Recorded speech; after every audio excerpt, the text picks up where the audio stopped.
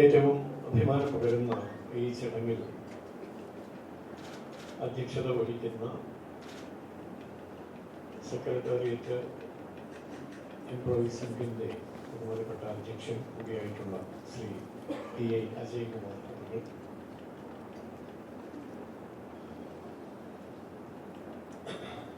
സംഘിൻ്റെ സംസ്ഥാന general secretary നമുക്ക് സ്വാഗതം ആശംസിച്ച ശ്രീ അജയ് കെ നായർ, നമ്മുടെ ഈ സമ്മേളനത്തിന് ആശംസകൾ അർപ്പിക്കാൻ നമ്മോടൊപ്പമുള്ള ശ്രീ ജെ മഹാദേവൻ അവർ, പെറ്റോയുടെ general secretary, forest protective staff സംഘിൻ്റെ president Shri DS Nandakumar, Shri Arunkumar, president federation of university employees Sangh, gazetted officer സംഘിൻ്റെ സെക്രട്ടറി ശ്രീ TN രമേശ്, LTUവിൻ്റെ secretary Shri Arunkumar, PSC employees സംഘിൻ്റെ president Shri Pradeep Kumar, government press workers സംഘിൻ്റെ ജനറൽ സെക്രട്ടറി ശ്രീ ജയപ്രസാദ്, നമ്മുടെ ഈ സഭയ്ക്ക് കൃതജ്ഞത രേഖപ്പെടുത്താൻ നിയമിക്കപ്പെട്ട ശ്രീ G രഘുറാം,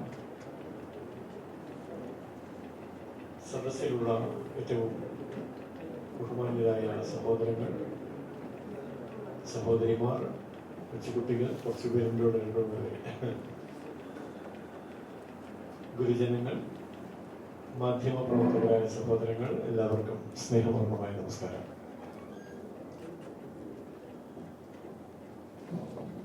നമ്മെ സംബന്ധിച്ച്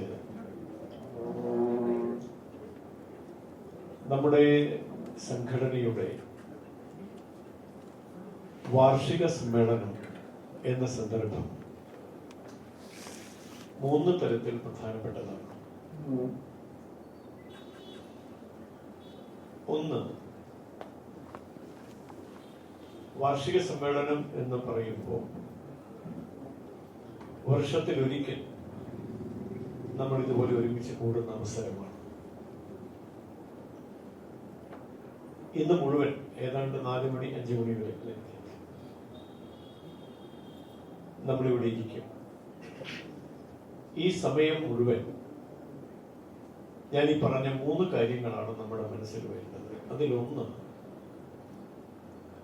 കഴിഞ്ഞ കാലങ്ങളിൽ, കഴിഞ്ഞ ഒരു വർഷം, അതായത് കഴിഞ്ഞ വർഷത്തെ വാർഷിക സമ്മേളനത്തിന് ശേഷം ഈ സമ്മേളനം വരെയുള്ള കാലയളവിൽ എന്തായിരുന്നു നമ്മുടെ പ്രവർത്തനം. അതിൽ എടുത്തു പറയാൻ പറ്റുന്ന തരത്തിലുള്ള നേട്ടങ്ങൾ നമ്മൾ കൈവരിച്ചിട്ടുണ്ടാകും. ചിലപ്പോഴൊക്കെ നമ്മൾ പ്രതീക്ഷിക്കുന്ന അത്ര മുന്നോട്ട് വരാൻ നമുക്ക് കഴിഞ്ഞിട്ടുണ്ടാവില്ല. അത്തരം കാര്യങ്ങളൊക്കെ വിലയിരുത്താനുള്ള ഒരവസരമാണ്. കഴിഞ്ഞ ഒരു വർഷക്കാലം നമ്മുടെ പ്രവർത്തനം എങ്ങനെയായിരുന്നു എന്നതിന്റെ വിലയിരുത്തൽ. രണ്ടാമത്, സ്വാഭാവികമായും വർത്തമാന കാലത്ത് ഇന്ന് നമ്മുടെ പ്രവർത്തനം എങ്ങനെയൊക്കെയാണ്, നമ്മൾ ആസൂത്രണം ചെയ്ത തരത്തിലുള്ള പ്രവർത്തന പദ്ധതികളുമായി മുന്നോട്ട് പോകാൻ നമുക്ക് കഴിയുന്നുണ്ടോ, അതിൽ എത്ര കണ്ട് നമ്മുടെ സംഘടനയുടെ ഭാഗമായി തീർന്ന പ്രവർത്തകന്മാരുടെ പങ്കാളിത്തം എങ്ങനെയൊക്കെയുണ്ട്, ഇന്നത്തെ അവസ്ഥ എങ്ങനെയാണ് എന്നതിനെ സംബന്ധിച്ചുള്ള ഒരു വിലയിരുത്തൽ. മൂന്നാമത്തേതാണ് പ്രധാനപ്പെട്ടത്. ഈ രണ്ടിന്റെയും അടിസ്ഥാനത്തിൽ കഴിഞ്ഞ ഒരു വർഷത്തെ നമ്മുടെ പ്രവർത്തനത്തെ വിലയിരുത്തിക്കൊണ്ട്, ഇന്ന് നമ്മുടെ പ്രവർത്തനത്തെ വിലയിരുത്തിക്കൊണ്ട്, നാളെ നമ്മൾ എങ്ങനെയായി മാറണം, എങ്ങനെയായി തീരണം എന്നതിനെ സംബന്ധിച്ചുള്ള കാഴ്ചപ്പാട്, ആസൂത്രണം രൂപപ്പെടുത്തുന്ന സന്ദർഭം.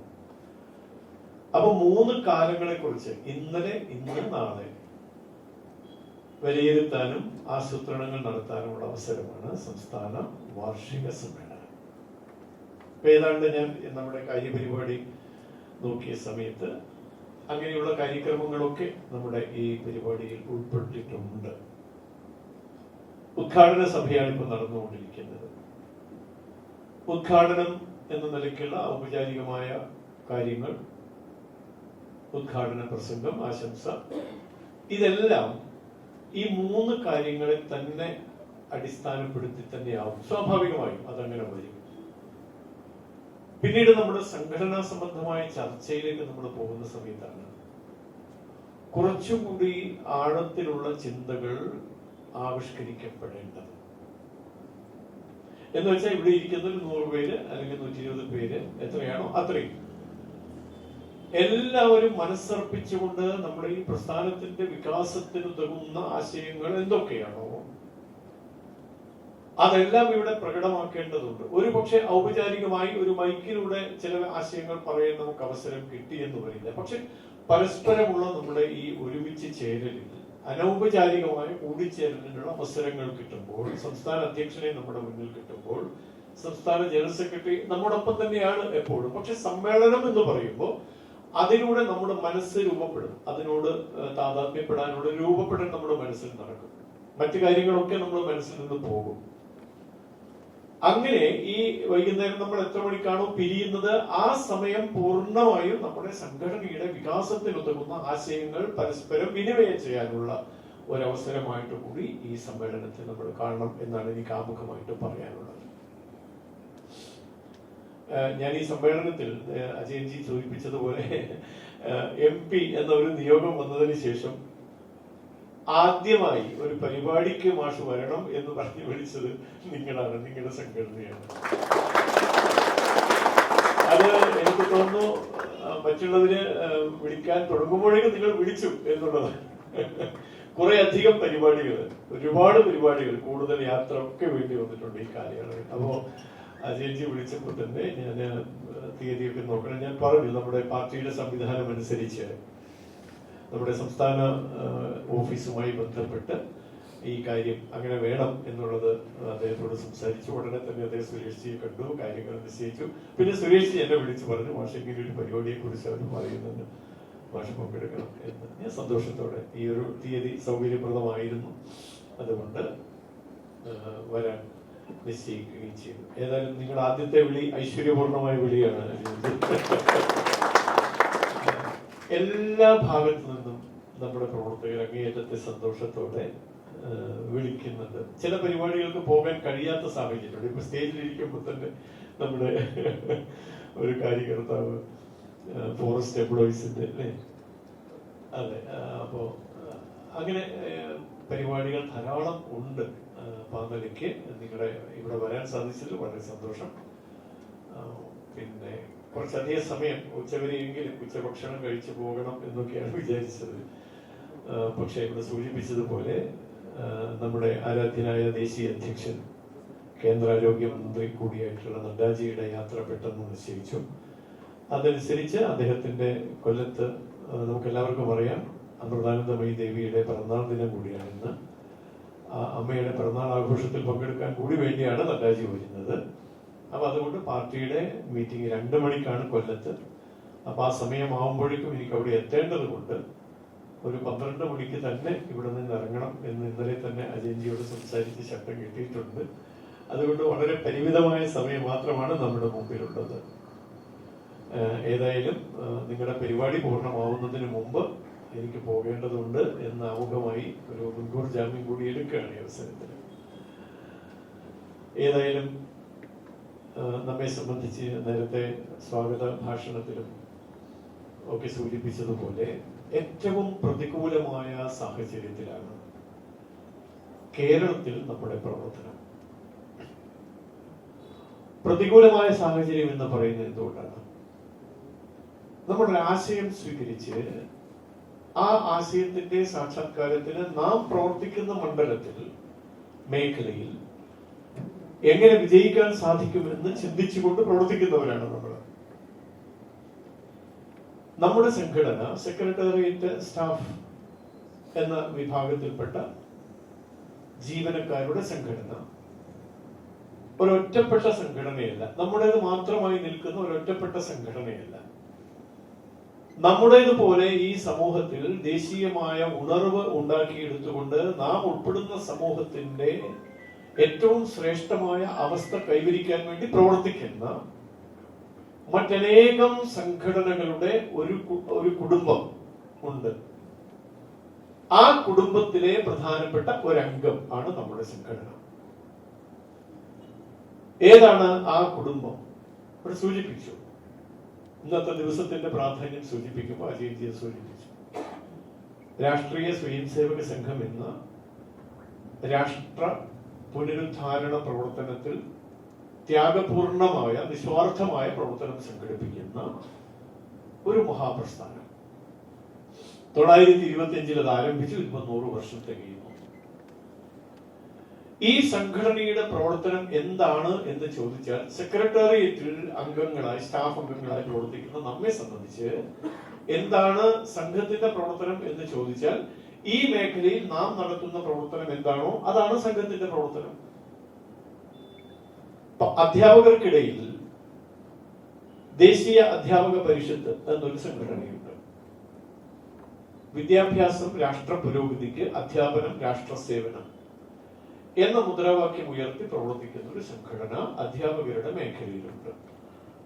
ആ മേഖലയിൽ ഈ മുദ്രാവാക്യം നെഞ്ചോട് ചേർത്ത് വെച്ച് പ്രവർത്തിക്കുന്ന ആളുകൾ എന്താണോ രാഷ്ട്രീയ സ്വയംസേവക സംഘം ഈ സമൂഹത്തിൽ വരുത്താൻ ആഗ്രഹിക്കുന്ന പരിവർത്തനം, ആ പരിവർത്തനം വിദ്യാഭ്യാസ മേഖലയിൽ ആവിഷ്കരിക്കാൻ വേണ്ടി പ്രവർത്തിക്കുന്ന സംഘടനയാണ്. അതുകൊണ്ട് NTU അംഗങ്ങളുടെ പ്രവർത്തനമാണ് സംഘപ്രവർത്തനം. വിദ്യാഭ്യാസ മേഖലയിൽ NGOമാരുടെ ഇടയിൽ പ്രവർത്തിക്കുന്ന, സർക്കാർ ഉദ്യോഗസ്ഥന്മാരുടെ ഇടയിൽ പ്രവർത്തിക്കുന്നവരുടെ ധർമ്മം അതാണ്. വൈചാരിക മേഖലയിൽ പ്രവർത്തിക്കുന്നവരുണ്ട്. ഭാരതീയ വിചാര കേന്ദ്രം പോലെ, തപസ്യ പോലെ പ്രവർത്തിക്കുന്ന സംഘടനകളുണ്ട് നമുക്കിടയിൽ. ആ സംഘടനകൾ എന്ത് ചെയ്യുന്നു? ആ സംഘടനയുടെ പ്രവർത്തകന്മാർ എന്ത് ചെയ്യുന്നു? അവർക്ക് പകർന്നു കിട്ടിയ ദേശീയ ബോധത്തിന്റെ അടിസ്ഥാനത്തിൽ വൈചാരിക മേഖലയിൽ ദേശീയമായ ഉണർവുണ്ടാക്കിയെടുക്കാൻ, ദേശീയ ബോധത്തോടെ വൈചാരിക മേഖലയെ നയിക്കാൻ കഴിയുന്ന, സൈദ്ധാന്തിക രംഗത്ത് നമ്മുടെ ആശയങ്ങൾക്ക് ചിരപ്രതിഷ്ഠ നേടിയെടുക്കാൻ കഴിയുന്ന കർത്തവ്യം എന്താണോ അത് കണ്ടെത്തി അതിനുവേണ്ടി പ്രവർത്തിക്കുന്നു. അപ്പൊ ഈ നിലയ്ക്ക് പ്രവർത്തിക്കുന്ന ഏതാണ്ട് 60ഓളം വരുന്ന സംഘടനകളും കൂട്ടായ്മകളും ഇന്ന് ഭാരതത്തിലുണ്ട്. ഇതിനെല്ലാം ചേർത്ത് നമ്മൾ പറയുന്ന ഒരു പ്രയോഗമുണ്ട്, വിചാര പരിവാർ എന്നാണ് പറയുക. വൈചാരിക കുടുംബം. പൊതുസമൂഹവും മാധ്യമങ്ങളും നമ്മളിൽ തന്നെ പലരും പറയുന്ന സംഘപരിവാർ എന്ന ഒരു പ്രയോഗം. ഈ വിചാര പരിവാർ അല്ലെങ്കിൽ വൈചാരിക കുടുംബം, അതല്ലെങ്കിൽ സംഘപരിവാർ, സംഘ കുടുംബം എന്ന് പറയുന്ന പ്രതിഭാസം 100 വർഷം തികയ്ക്കുന്നു. ഈ സന്ദർഭത്തിലാണ് നമ്മൾ നമ്മുടെ പ്രതിസന്ധിയെ കുറിച്ച് ചിന്തിക്കുന്നത്. എന്താണ് നമ്മുടെ പ്രതിസന്ധി, അല്ലെങ്കിൽ നമുക്ക് നേരെ വരുന്ന വെല്ലുവിളികൾ? പൊതുവെ പറയുന്നു, ജനാധിപത്യ സമൂഹമാണ്, ജനാധിപത്യ മൂല്യങ്ങളാണ് നമ്മെ നയിക്കുന്നത്. ജനാധിപത്യം എന്നുള്ളത് 5 വർഷം കൂടുമ്പോൾ വരുന്ന തെരഞ്ഞെടുപ്പിൽ വോട്ട് ചെയ്യുക എന്നുള്ളത് മാത്രമല്ല, അതൊരു ജീവിത ക്രമം തന്നെയാണ്. ജനാധിപത്യം എന്നുള്ളത് ഒരു ജീവിത പദ്ധതി കൂടിയാണ്. ഇപ്പൊ നമ്മളിപ്പോ റെയിൽവേ സ്റ്റേഷനിൽ ടിക്കറ്റ് ബുക്ക് ചെയ്യാൻ പോകുന്നു. ഇപ്പൊ ഓൺലൈനായിട്ട് ചെയ്യാം, അത് വേറെ സംഗതി. പക്ഷെ അവിടെ നമ്മൾ ചെല്ലുമ്പോൾ ഒരു 5-10 പേര് നമുക്ക് മുന്നേ അവിടെ വന്നിട്ടുണ്ട്. അവരിങ്ങനെ വരിയായി നിൽക്കുകയാണ്. നമ്മൾ ചെന്നാൽ എന്ത് ചെയ്യും? ഏറ്റവും മുന്നിൽ ആളുകളെ തെക്കിത്തിരക്കി മുന്നിൽ പോയി നിന്നാൽ അവിടെ ബഹളമായി, പ്രശ്നമാണ്. പക്ഷെ നമ്മുടെ സ്വയം നമ്മുടെ ഉള്ളിൽ ഒരു ബോധം ആവാഹിച്ചു വെച്ചിട്ടുണ്ട്. അവസാനമായി ഞാനാണ് എത്തിയത്, അതുകൊണ്ട് അവസാനത്തെ ആളായിട്ട് ഞാൻ നിൽക്കണം. നമ്മുടെ ക്യൂവിൽ അവസാനത്തെ ആളായിട്ട് നമ്മൾ നിൽക്കും. ഈ ഒരു ബോധം നമ്മളിൽ ഉണ്ടാകുമ്പോഴാണ് ജനാധിപത്യ ജീവിതക്രമമാവുന്നത്. ഇതാണ് ജനാധിപത്യം. നമ്മുടെ അയൽപക്കത്ത്, നാം ജീവിക്കുന്ന നമ്മുടെ വീട്ടിൽ, നമ്മുടെ വീടിന്റെ തൊട്ട് അയൽപക്കത്ത് ഉറക്കെ ടെലിവിഷനിൽ പാട്ട് കേൾക്കണം. അവര് സിനിമയോ മറ്റോ കാണുകയാണ്. നമ്മൾ എന്ത് ചിന്തിക്കും? ഓ, ഈ ശബ്ദം വല്ലാത്തൊരു ശല്യമായല്ലോ. എന്നാലും നമ്മളതങ്ങ് സഹിക്കും. അതൊരു ജനാധിപത്യ ബോധമാണ്. തൊട്ട് അയൽക്കാരന് TV കാണാൻ അവകാശമുണ്ട്, ഞാൻ അങ്ങ് അനുവദിച്ചു കൊടുത്തേക്കുക. വല്ലാതെ ശല്യം തോന്നുമ്പോൾ ചേട്ടാ ഒരൽപ്പം പൊടിയും പുറക്കാമോ, കുട്ടി പഠിക്കുക. അങ്ങനെ നമ്മൾ ചെന്ന് പറയുന്ന സമയത്ത് ആ വീട്ടുകാരൻ എന്തു ചെയ്യും, എന്തു ചെയ്യണം? ഓ സോറി കേട്ടോ, ഞാനൊന്ന് ശ്രദ്ധിച്ചില്ല, കുറയ്ക്കാം, മോളെ കുറച്ചു, അപ്പൊ നമുക്ക് പ്രശ്നമില്ല. ഇങ്ങനെയുള്ള ഒരു ശൈലി ഉണ്ടല്ലോ, ഇതിനെയാണ് ജനാധിപത്യ ശൈലി എന്ന് പറയുന്നത്. ഇതാണ് ജീവിതം. അതുകൊണ്ടാണ് ജനാധിപത്യം ഒരു ജീവിത ശൈലിയാണ് എന്ന് പറയുന്നത്. ഈ ശൈലി സ്വായത്തമാക്കണമെങ്കിൽ എന്ത് വേണം? ചില മൂല്യങ്ങൾ നമ്മൾ ഉൾക്കൊള്ളണം. ആ മൂല്യങ്ങൾ നഷ്ടപ്പെടുമ്പോഴാണ് അസ്വസ്ഥതകൾ ഉണ്ടാവുന്നത് സമൂഹത്തിൽ. എന്തുകൊണ്ടാണ് സ്വന്തം ഗ്രാമത്തിൽ ചുവന്ന കൊടി മാത്രമേ പാറിക്കളിക്കാവൂ എന്ന് ചിന്തിക്കാൻ ഒരു രാഷ്ട്രീയ പാർട്ടിക്ക് സാധിക്കുന്നത് എന്തുകൊണ്ടാണ്? ആ കൊടിക്ക് തൊട്ടടുത്തോ അല്ലെങ്കിൽ ഒരു 10 മീറ്റർ അകലെയോ കാവി നിറത്തിലുള്ള ഒരു കൊടി നാട്ടിക്കഴിഞ്ഞാൽ ആരാണ് ഇവിടെ കാവിക്കൊടി നാട്ടിയത് എന്ന് പറഞ്ഞ് ആക്രോശിക്കുകയും അതിന്റെ പിന്നിൽ പ്രവർത്തിക്കുന്ന ചെറുപ്പക്കാരെ വളഞ്ഞിട്ട് ആക്രമിക്കുകയും വേണമെങ്കിൽ കൊലപ്പെടുത്തുകയും ചെയ്യുന്ന ഒരു ശൈലി നമുക്ക് ചിരപരിചിതമാണ്. അപ്പൊ നമ്മുടെ മേഖലയിൽ ഞാൻ ഇന്നലെ റെയിൽവേ സ്റ്റേഷനിൽ വരുന്ന സമയത്ത് വണ്ടിയിലിരുന്ന് അജയന്തിയായിട്ട് ഇങ്ങനെ സംസാരിച്ചപ്പോ സെക്രട്ടേറിയറ്റിലെ അവസ്ഥയെ കുറിച്ചൊക്കെ അദ്ദേഹം വിശദീകരിച്ചു. അതെനിക്കൊരു പുതിയ കാര്യമൊന്നും ആയിരുന്നില്ല, അറിയാവുന്ന കാര്യം തന്നെയാണ്. മൃഗീയ ഭൂരിപക്ഷം എന്ന് പറയാവുന്ന തരത്തിൽ വലിയ തോതിൽ അംഗസംഖ്യയുള്ള ഭരണപക്ഷത്തോട് വിധേയത്വം പ്രകടിപ്പിക്കുന്ന അല്ലെങ്കിൽ നാളെ ഭരണപക്ഷം ആകുമെന്ന് പ്രതീക്ഷിക്കുന്ന കൂട്ടര്, അവരിൽ നിന്ന് നമുക്ക് നേരിടേണ്ടി വരുന്ന പീഡനങ്ങൾ ഏതൊക്കെ തരത്തിൽ നമ്മെ ബുദ്ധിമുട്ടിക്കാൻ കഴിയുമോ അതൊക്കെ ചെയ്യുന്ന ഒരു രീതി ഇത് നമ്മൾ അനുഭവിച്ചു കൊണ്ടിരിക്കുകയാണ്. എന്തുകൊണ്ട് ഇത് സംഭവിക്കുന്നു? ഇതിനെവിടെയാണ് ജനാധിപത്യം ഉള്ളത്? ഇവര് വാതോരാതെ പറയുന്നത് എന്താണ്? ഞങ്ങൾ ജനാധിപത്യത്തിന്റെ വക്താക്കളാണ് അല്ലേ? എവിടെയെങ്കിലും ഒരു ഇലയനങ്ങിയാൽ കാവ്യസന്ധിയും പ്രബന്ധ സമ്മേളനങ്ങളും ധർണയും മെഴുകുതിരി കത്തിക്കലും ഒക്കെ നടത്തുന്ന കൂട്ടരാണ് ഇവർ എന്ന് നമ്മൾ ഓർക്കണം. ഏതോ ഒരു സ്ഥലത്ത് പൂച്ച കരഞ്ഞു എന്ന് പറഞ്ഞുകൊണ്ട് ഇവിടെ സന്ധ്യാനേരത്ത് മെഴുകുതിരി കത്തിച്ച് വിലപിക്കുന്നവരാണ് ജനാധിപത്യത്തിന് വേണ്ടി. പക്ഷെ സ്വന്തം തട്ടകത്തിൽ അന്യന്റെ ശബ്ദം കേൾക്കാൻ ഇവർക്ക് കഴിയുന്നില്ല. എന്താണ് ഇവര് കവിതയിലൂടെയും ഒക്കെ നമ്മളോട് പറയുന്നത്? അന്യന്റെ ശബ്ദം സംഗീതം പോലെ ആസ്വദിക്കാൻ കഴിയുന്നവരാണ് ഞങ്ങളെന്നാണ്. ലോകത്തിലെ ഏതോ ഒരു കമ്മ്യൂണിസ്റ്റ് ഭരണാധികാരി അങ്ങനെ പറഞ്ഞിട്ടുണ്ട്. അന്യന്റെ ശബ്ദം സംഗീതം പോലെ ആസ്വദിക്കാൻ. എത്ര ആസ്വദിക്കുന്നുണ്ട്?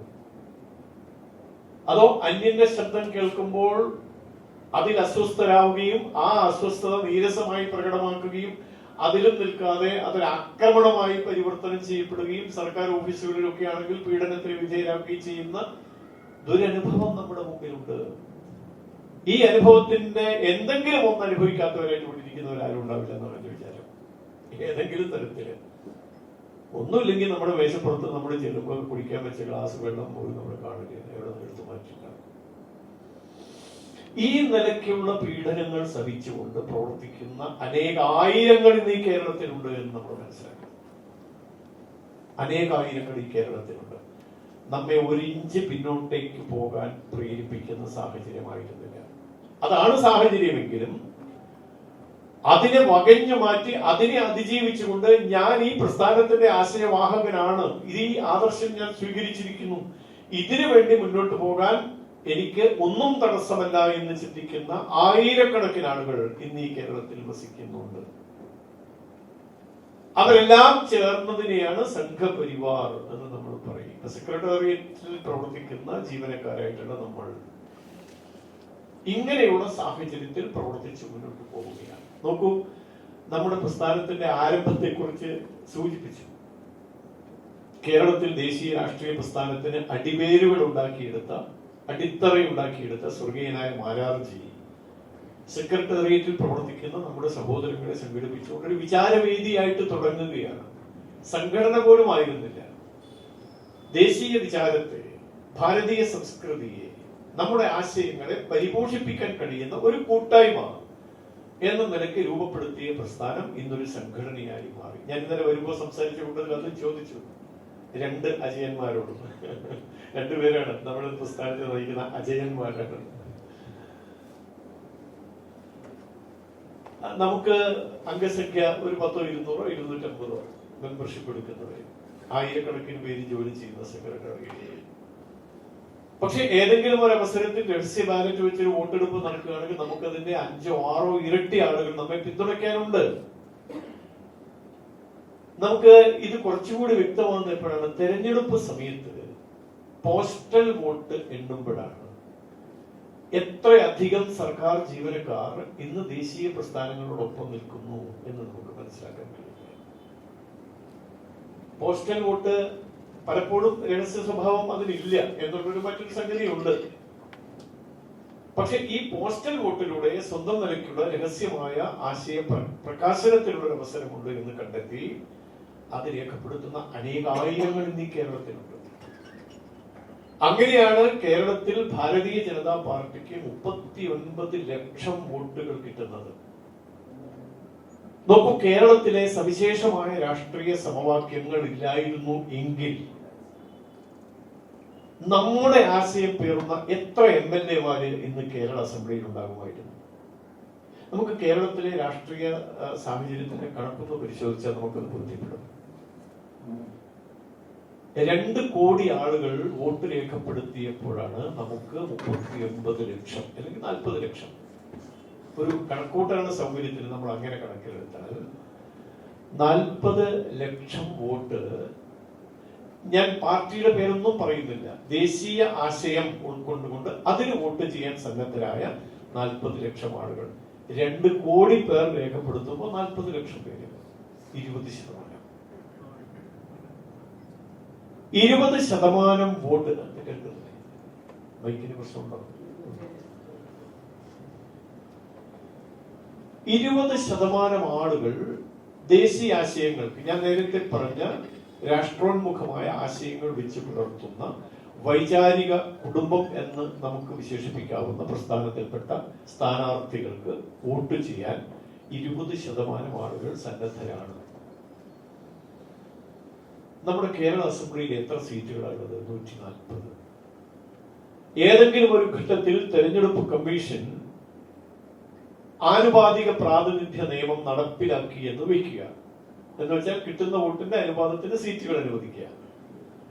അങ്ങനെയാണെങ്കിൽ 20% വോട്ട് കരസ്ഥമാക്കിയ വോട്ടർക്ക് കേരളത്തിൽ എത്ര MLA-മാര് വേണം? ചുരുങ്ങിയത് 28 MLA-മാര് വേണം. ഒരാൾ പോലും നമുക്കില്ല. ഇത് രാഷ്ട്രീയ മാസ്മരികതയാണ്, അല്ലെങ്കിൽ വൈചിത്ര്യമാണ്. ഒരു MLA പോലും നമുക്ക് പേരിനില്ല. പക്ഷെ 28 MLA-മാരെ ഉണ്ടാക്കാനുള്ള ശക്തി നമ്മുടെ കയ്യിലുണ്ട്. ഇനി മറ്റൊരു കണക്ക് കൂടെ നോക്കുക. നമ്മുടെ കേരളത്തിൽ ഒരു അസംബ്ലി മണ്ഡലത്തിൽ ശക്തമായ ത്രികോണ മത്സരം നടക്കുന്നു എന്ന് വിചാരിക്കുക. ഒരു 1,30,000 അല്ലെങ്കിൽ 1,50,000 വോട്ടർമാരുള്ള ഒരു അസംബ്ലി മണ്ഡലമാണെന്ന് വിചാരിക്കുക.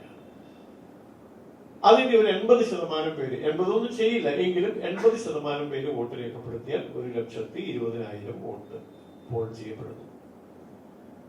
ശക്തമായ ത്രികോണ മത്സരമാണെങ്കിൽ ഒരു 45,000-നും 50,000-നും ഇടയ്ക്ക് വോട്ട് കിട്ടുന്ന സ്ഥാനാർത്ഥി വിജയിക്കും. 50,000 വോട്ട് കിട്ടുന്ന സ്ഥാനാർത്ഥി വിജയിക്കുമെങ്കിൽ 40 ലക്ഷം വോട്ട് നേടുന്ന നമ്മുടെ പ്രസ്ഥാനത്തിന് എത്ര MLA-മാര് വേണം? ആ കണക്കിൽ നോക്കിയാൽ നമ്മൾ കേരളം ഭരിക്കാനുള്ള അത്രയും MLA-മാരെ നമുക്ക് ഉണ്ടാക്കാം. പക്ഷെ നമുക്കില്ല. ഇതാണ് രാഷ്ട്രീയത്തിന്റെ സമവാക്യങ്ങളുടെ ഒരു വൈചിത്ര്യം എന്ന് പറയുന്നത്. അപ്പൊ ഞാൻ പറഞ്ഞു വന്നത്, നാം ഓരോരുത്തരും ഈ പ്രതിസന്ധിയെ മുന്നിൽ കണ്ടുകൊണ്ട് അതിനെ മറികടന്നുകൊണ്ട് ഈ സമൂഹത്തിൽ പരിവർത്തനം ഉണ്ടാക്കാൻ വേണ്ടി കഠിനമായി പരിശ്രമിക്കുന്നതിന്റെ ഫലമായി അടിവെച്ച് സമൂഹത്തിൽ നമുക്ക് സ്വാധീനം ലഭിച്ചുകൊണ്ടിരിക്കുകയാണ്, നേടാൻ നമുക്ക് കഴിഞ്ഞുകൊണ്ടിരിക്കുകയാണ്. ഈ കഴിഞ്ഞ ദിവസം ഞാൻ ട്രെയിനിൽ യാത്ര ചെയ്യുമ്പോൾ കോഴിക്കോട് നിന്ന് ഒരാൾ കയറി, ഞാൻ ഇരിക്കുന്ന കമ്പാർട്ട്മെന്റില്. അപ്പൊ എന്നെ കണ്ടപ്പോ അദ്ദേഹം എവിടെയോ ഒരു പരിചയം തോന്നിയതിന്റെ പേരിൽ, സാറിനെ ഞാൻ എവിടെയോ കണ്ടിട്ടുണ്ടല്ലോ, മുഖം പരിചയമുണ്ടല്ലോ എന്നൊക്കെ പറഞ്ഞപ്പോ ഞാൻ പറഞ്ഞു, ഞാൻ ഇന്ന ആളാണ്, MP ആണ്, പുതിയത്. ആ ശരി മനസ്സിലായി. പിന്നെ വളരെ അടുപ്പം കാണിക്കുകയാണ്. ഞാൻ അദ്ദേഹത്തോട് ചോദിച്ചു, പേരൊക്കെ പറഞ്ഞു. അപ്പൊ അദ്ദേഹം കോഴിക്കോട് പ്രസിദ്ധമായ ഒരു ആശുപത്രി, മിംസ് ഹോസ്പിറ്റലിലെ ENT ഹെഡാണ്. അപ്പൊ അദ്ദേഹം സംസാരിച്ച് വന്നപ്പോ അദ്ദേഹം പറഞ്ഞു, മാഷെ, ഞങ്ങളൊക്കെ നിങ്ങളുടെ പാർട്ടിയുടെ, നിങ്ങളുടെ പ്രസ്ഥാനത്തിന്റെ വലിയ ആരാധകന്മാരാണ്. മോദിജിയെ പോലെ ഒരു പ്രധാനമന്ത്രിമാരുടെ ചരിത്രം നമ്മൾ പഠിച്ചിട്ടുണ്ടല്ലോ, ലോക നേതാക്കളുടെ ചരിത്രം നമ്മൾ പഠിച്ചിട്ടുണ്ടല്ലോ. അങ്ങനെ നോക്കുമ്പോ അസാമാന്യമായ ഒരു വ്യക്തിത്വത്തിനുടമ അദ്ദേഹം വാചാലനായി സംസാരിക്കുന്നു. ഞാൻ അദ്ദേഹത്തോട് ചോദിച്ചു, താങ്കൾ ഈ കാര്യം സഹപ്രവർത്തകരുമായിട്ട് പങ്കുവച്ചിട്ടുണ്ടോ? അപ്പൊ അദ്ദേഹം പറഞ്ഞു, ഇല്ല, അങ്ങനെ എന്റെ ഉള്ളിലെ ആശയം ഞാൻ മാഷ് പരിചയപ്പെട്ടപ്പോൾ പറഞ്ഞതേ ഉള്ളൂ, ഞാൻ അങ്ങനെ പങ്കുവച്ചിട്ടൊന്നുമില്ല. ശരി, കോഴിക്കോടാണല്ലോ ജോലി ചെയ്യുന്നത്. കോഴിക്കോടുള്ള ഏതെങ്കിലും സംഘപ്രസ്ഥാനങ്ങളുടെ, സംഘത്തിന്റെയോ വിചാരകേന്ദ്രത്തിന്റെയോ ബാലഗോകുലത്തിന്റെയോ NGO സംഘിന്റെയോ അല്ലെങ്കിൽ BJPയുടെയോ ഏതെങ്കിലും കാര്യകർത്താക്കന്മാരുമായിട്ട് താങ്കൾ പരിചയപ്പെട്ടിട്ട് ഞാൻ ഇന്ന് ഇങ്ങനെ മനസ്സിൽ ആരാധന കൊണ്ടു നടക്കുന്ന ആൾ ഇല്ല, അങ്ങനെയും ഞാൻ ആരെടുത്തും അങ്ങനെ പറഞ്ഞിട്ടില്ല. അപ്പൊ ഞാൻ ചോദിച്ചു, ശരി ഡോക്ടർ പറഞ്ഞത് ഒരുപാട് കുറേയധികം ഡോക്ടർമാരുണ്ടല്ലോ, വലിയ ആശുപത്രിയാണ്, ഇങ്ങനെ താങ്കളെ പോലെ ചിന്തിക്കുന്ന മറ്റാളുകൾ ഉണ്ടെന്ന് ഡോക്ടർക്ക് മനസ്സിലായിട്ടുണ്ടോ? അങ്ങനെ ധാരാളം പേരുണ്ട്. അപ്പൊ നിങ്ങൾ തമ്മിൽ പരസ്പരം ആശയം പങ്കുവച്ചിട്ടുണ്ടോ? അതില്ല, അങ്ങനെ ചെയ്യാറില്ല. അപ്പൊ എന്താണ് ഈ പറയുന്ന ഡോക്ടറുടെ മാനസികാവസ്ഥ? വ്യക്തിപരമായി ഉള്ളിൽ നമ്മുടെ പ്രസ്ഥാനത്തോട്, നമ്മുടെ ചിന്താധാരയോട്, നമ്മുടെ ആശയഗതിയോട് അങ്ങേയറ്റത്തെ താല്പര്യവും ആരാധന എന്നാണ് അദ്ദേഹം പറഞ്ഞത്. ആരാധനയുണ്ടെന്നാണ് പറഞ്ഞത്. ആരാധന എന്ന് പറഞ്ഞാൽ സാധാരണ നിലയ്ക്ക് നമ്മൾ ഒരാളെ ഇഷ്ടപ്പെടുന്നു, അപ്പൊ ഒരു ഇഷ്ടം, ആ ഇഷ്ടം നമ്മുടെ അയാളുമായിട്ട് അടുപ്പത്തിലേക്ക് ഇരിക്കുന്നു, അപ്പൊ അതൊരു അടുപ്പമായി മാറി. ആരാധന എന്ന് പറഞ്ഞാൽ എന്താണ്? അതിനേക്കാളും വലിയ ഡിഗ്രിയാണത്. നിരുപാധികമായ സമർപ്പിതമായ ബന്ധം, അതാണ് ആരാധന. അപ്പൊ ആ ആരാധന പേരിൽ നടക്കുന്ന അനേകം ആളുകൾ ഈ സമൂഹത്തിലുണ്ട്. അതിലൊന്നാണ് ഞാൻ ഈ പരിചയപ്പെട്ട ഡോക്ടർ. ഞാൻ അദ്ദേഹത്തിന്റെ നമ്പറൊക്കെ വാങ്ങി കോഴിക്കോടുള്ള നമ്മുടെ ആളുകളടുത്തൊക്കെ ഷെയർ ചെയ്തിട്ടുണ്ട്. എന്തെങ്കിലും കാര്യം വരുമ്പോൾ വിളിക്കണം. ഇപ്പൊ കേസരി വാരികയുടെ നേതൃത്വത്തിൽ സർഗോത്സ് നമ്മുടെ നവരാത്രി പരിപാടി ഗംഭീരമായിട്ട് അവിടെ നടക്കുകയാണ്. അപ്പൊ ഞാൻ നമ്മുടെ NR മധുചേട്ടൻ ഇദ്ദേഹത്തിന്റെ നമ്പർ കൊടുത്തിട്ടുണ്ട്, ഒന്ന് വിളിക്കാൻ. അപ്പൊ ഇങ്ങനെ അനേകം ആളുകളുണ്ട് നമ്മുടെ സമൂഹത്തിൽ.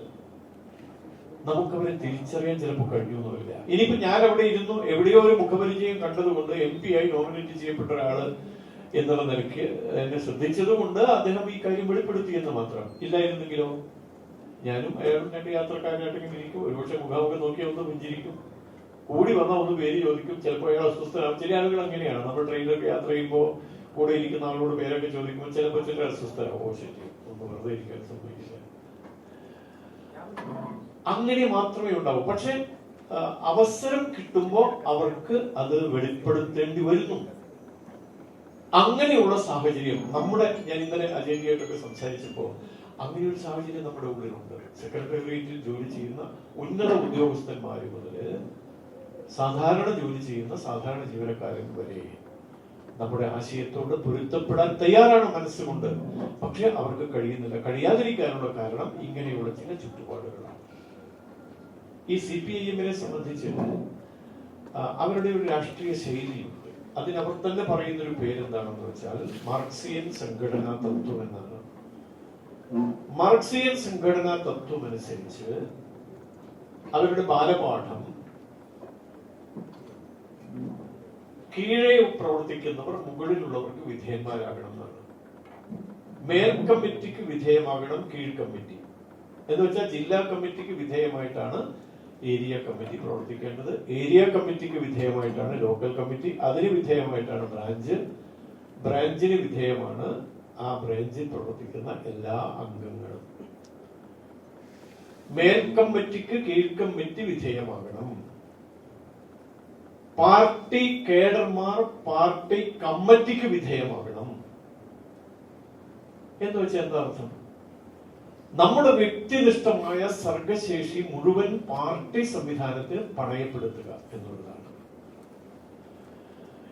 ഇപ്പൊ രാത്രിയാണ് എന്ന് ഗോവിന്ദ മാഷ് പറഞ്ഞാൽ രാത്രിയാണ് സിന്ദാബാദ് എന്ന് വിളിക്കേണ്ടി വരും. അതുകൊണ്ടാണ് ഇപ്പൊ നമ്മൾ വ്യക്തിപരമായി സംസാരിക്കും. ഞാൻ കഴിഞ്ഞ 2-3 വർഷം മുമ്പ് നമ്മുടെ ജന്മഭൂമി പത്രത്തിന്റെ പ്രചാരവുമായി ബന്ധപ്പെട്ട് ചില ആളുകളെ അങ്ങനെ സമീപിച്ച കൂട്ടത്തിൽ ഒരു XMP ആയിട്ടുള്ള ഒരാൾ, തൃശ്ശൂരിലുള്ള ഒരാളെ സമീപിച്ചിരുന്നു. അദ്ദേഹം MP ആയിരുന്ന കാലത്താണ് ആദ്യം മോദിജി പ്രധാനമന്ത്രിയാകുന്നത്. ആ ഒരു ടെനോറിലാണ് ഇദ്ദേഹം MP ആയിരുന്നത്. അപ്പൊ അദ്ദേഹം പറയാണ്, അന്ന് മോദിജിയുടെ കൂടെ പാർലമെന്റിൽ പ്രവർത്തിക്കുമ്പോൾ ഞങ്ങളുടെയൊക്കെ ഉള്ളിൽ ഉണ്ടായിരുന്ന ഒരു വികാരം, നമ്മളും ടീം മോദിയിൽ ഉൾപ്പെട്ട CPI-കാരനാണെന്ന് നോക്കണം. CPI-കാരനാണ് ഞാൻ ഈ പറഞ്ഞത്. CN ജയദേവൻ, പേര് പറയാനൊന്നും ബുദ്ധിമുട്ടില്ല, തൃശ്ശൂരിലെ CN ജയദേവൻ. ഞങ്ങളും ടീം മോദിയിൽപ്പെട്ട ആളാണ് എന്നൊരു ഫീൽ ഉണ്ടായിരുന്നു പക്ഷേ എന്ന് അദ്ദേഹം പറയാൻ. അപ്പൊ സ്വകാര്യ സംഭാഷണത്തിൽ ഇവരിത് സമ്മതിക്കാൻ തയ്യാറാണ്. നോക്കൂ, GST വരുത്തിയ മാറ്റങ്ങൾ ഏതാണ്ട് 170 വ്യത്യസ്ത സാധന സാമഗ്രികളുടെ വിലയിൽ വലിയ ഗണ്യമായ കുറവ് വന്നിരിക്കുകയാണ്. അവ നാട്ടിലെമ്പാടും വിലക്കയറ്റത്തിന്റെ പൊറുതിമുട്ടൽ അനുഭവിക്കുന്ന സാമാന്യ ജനങ്ങൾക്ക് ഗുണം പകരുന്ന പദ്ധതിയാണ്. ധീരമായ നിലപാടാണ് എടുത്തിരിക്കുന്നത്. അത് രാജ്യം മുഴുവൻ അംഗീകരിക്കുകയാണ്.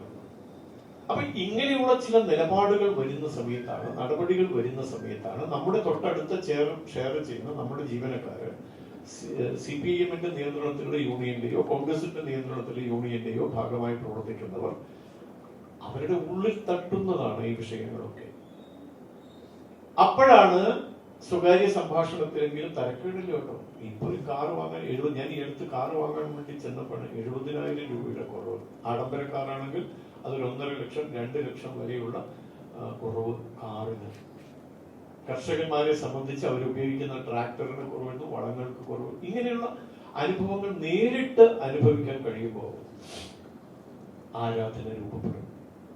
നോക്കൂ, കോവിഡ് കാലത്ത് ഞാൻ ഒറ്റ ഉദാഹരണം കൂടെ പറയും, ഞാൻ വിശദമായി കൂടുതൽ അതിലേക്ക് പോകുന്നില്ല.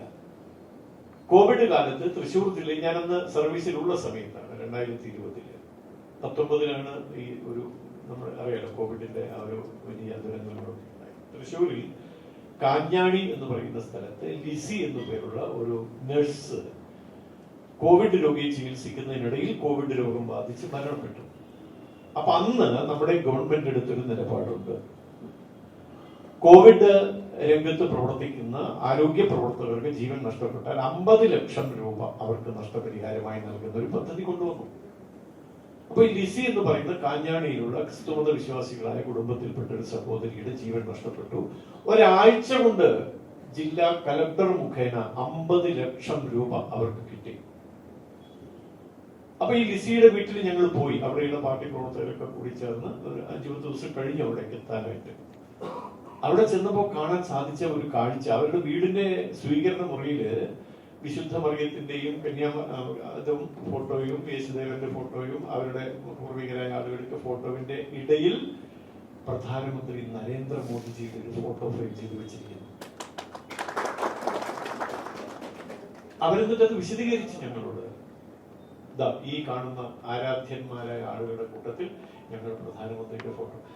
നോക്കൂ, ആ കുടുംബം അതുവരെ ധരിച്ചു വെച്ചത് എന്തായിരിക്കും നമുക്ക് ഊഹിക്കാം.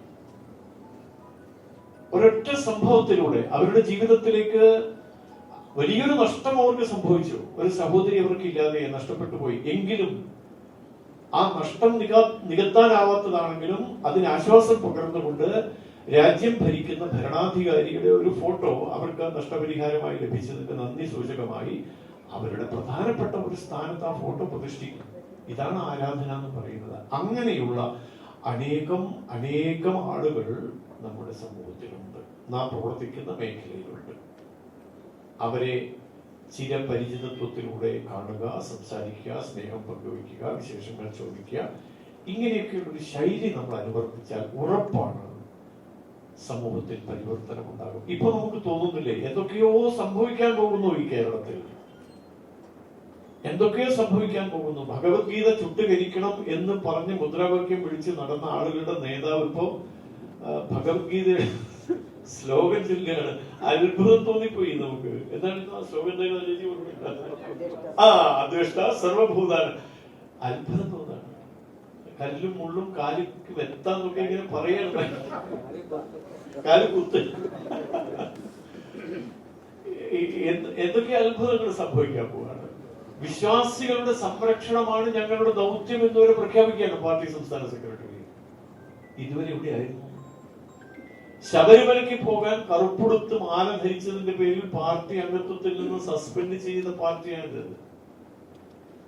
വിവേകാനന്ദ സ്വാമികളെ നമുക്കറിയാമല്ലോ. വിവേകാനന്ദ കേന്ദ്രത്തിൽ സ്മാരകം ഉയർത്താൻ വേണ്ടി സാമ്പത്തിക സമാഹരണത്തിന് ചെന്ന നമ്മുടെ ആളുകളോട് EM ശങ്കരൻ നമ്പൂതിരിപ്പാട് പറഞ്ഞത് ബൂർഷ്വാ സന്യാസിയാണ്, ചില്ലിക്കാശന്റെ ഖജനാവിൽ നിന്ന് തരില്ല എന്നാണ്. ഇപ്പൊ വിവേകാനന്ദ സ്വാമികളില്ലാത്ത ഫ്ലക്സുകളില്ല DYFIക്കും SFIക്കും CPIM-നും. ഇതാണ് പരിവർത്തനം. സ്നേഹമുള്ളവരെ, നമ്മൾ വിചാരിക്കുന്നുണ്ട് ഇത് വെറുതെ ഉണ്ടായതാണെന്ന്. നിങ്ങളെപ്പോലുള്ള ആളുകൾ ഈ പറഞ്ഞ പീഡനങ്ങളൊക്കെ സഹിച്ചും ഈ കാവി പതാക ഉയർത്തിപ്പിടിക്കാനുള്ള കരുത്ത് പ്രകടിപ്പിച്ചത് കൊണ്ടാണ് നമുക്ക് ഈ പരിവർത്തനം ഉണ്ടാക്കിയെടുക്കാൻ കഴിയുന്നത്. സെക്രട്ടേറിയറ്റിൽ നമ്മുടെ പ്രിയപ്പെട്ട ഒരാൾ ഭരണാധികാരിയായി വരുന്നൊരു കാലം വിദൂരമല്ല. അങ്ങനെ ഒരു കാലം ഈ കേരളത്തിൽ സംഭവിക്കുന്നത് സ്വപ്നങ്ങളിൽ മാത്രം എന്ന് മുമ്പ് പലരും അങ്ങനെ വിചാരിച്ചിരുന്നു.